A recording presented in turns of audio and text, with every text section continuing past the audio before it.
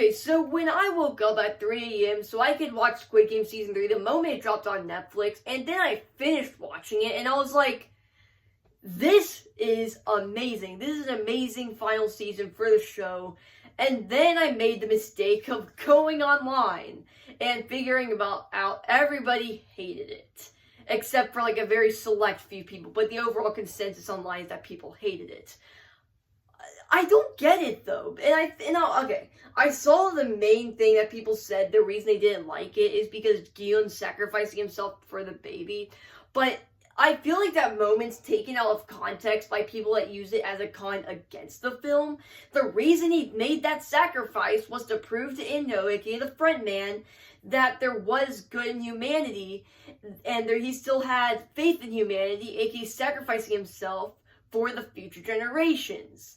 It's a very sweet moment that makes a lot of sense within the context of the story. And also, what would you like to see done with Gion in the series?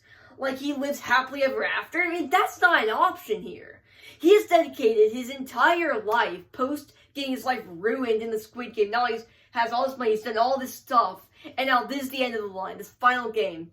What do you expect?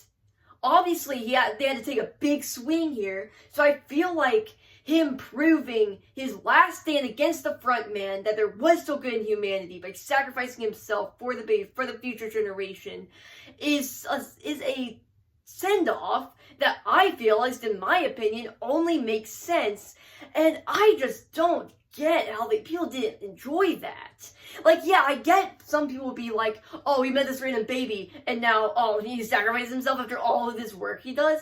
Like, okay, the relationship between Gion and the baby was built up throughout the episodes ever since the baby was born. From that to the last episode, has tons of build up. He's just basically in protective mode of this baby, right? And it's very wholesome and everything. It's very nice. And, yeah, and people were hating on that too. Like, I just don't understand the hate of the season. And then, I guess people just didn't like some of the plot decisions in the show and just the way some of the things were handled.